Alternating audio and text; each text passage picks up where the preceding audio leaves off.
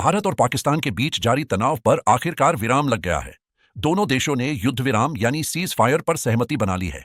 यह फैसला ऐसे समय पर आया है जब सीमा पर हालात बेहद संवेदनशील थे और आम नागरिकों के साथ साथ हमारे जवानों को भी जान का खतरा बना हुआ था। इस बीच असदुद्दीन ओवैसी ने इस सीज फायर पर अपनी प्रतिक्रिया दी है। उन्होंने साफ कहा कि जब तक पाकिस्तान अपनी धरती का इस्तेमाल भारत के खिलाफ आतंकवादी गतिविधियों के लिए करता रहेगा, तब तक इस क्षेत्र में स्थायी शांति की कल्पना नहीं की जा सकती।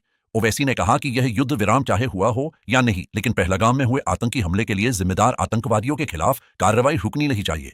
उन्होंने भारतीय सेना और सरकार का समर्थन करते हुए कहा कि वे हमेशा बाहरी हमलों के खिलाफ सरकार और सशस्त्र बलों के साथ खड़े रहे हैं और आगे भी रहेंगे। उन्होंने भारतीय सेना की बहादुरी और अद्वितीय कौशल की सराहना की और शहीद हुए जवान एम मुरली नाइक और एडीसीसी राजकुमार थापा को श्रद्धांजलि दी। साथ ही उन्होंने संघर्ष में मारे गए या घायल हुए नागरिकों के प्रति संवेदना व्यक्त की और उनके लिए प्रार्थना की।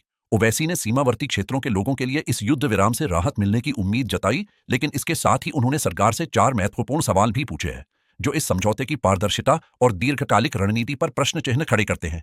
पहला सवाल, जब भारत 1972 के शिमला समझौते के बाद से हमेशा तीसरे पक्ष की मध्यस्थता के खिलाफ रहा है, तो इस बार संघर्ष विराम की घोषणा प्रधानमंत्री मोदी की बजाय एक विदेशी राष्ट्र के राष्ट्रपति द्वारा क्यों की गई? क्या हम अब तीसरे पक्ष के हस्तक्षेप को स्वीकार कर रहे हैं? ओवैसी ने इस बात पर चिंता जताई कि कहीं इससे कश्मीर मुद्दे का अंतर्राष्ट्रीयकरण न हो जाए, क्योंकि यह भारत का आंतरिक मामला है। दूसरा सवाल, हम तटस्थ जमीन पर बातचीत के लिए क्यों तैयार हुए हैं? इन वार्ताओं का एजेंडा क्या होगा? क्या अमेरिका इस बात की गारंटी देगा कि पाकिस्तान भविष्य में अपनी धरती से आतंकवाद को बढ़ावा नहीं देगा? तीसरा सवाल, क्या हम पाकिस्तान को भविष्य के आतंकी हमलों से रोकने के अपने मुख्य उद्देश्य में सफल हुए हैं, या केवल एक अस्थायी संघर्ष विराम ही हमारा लक्ष्य बन गया है? और चौथा सवाल, क्या हमारी अंतर्राष्ट्रीय मुहिम, जिसके तहत पाकिस्तान को एफएटीएफ की ग्रे लिस्ट में रखा गया है, अब भी उसी जोश और प्राथमिकता के साथ जारी रहेगी?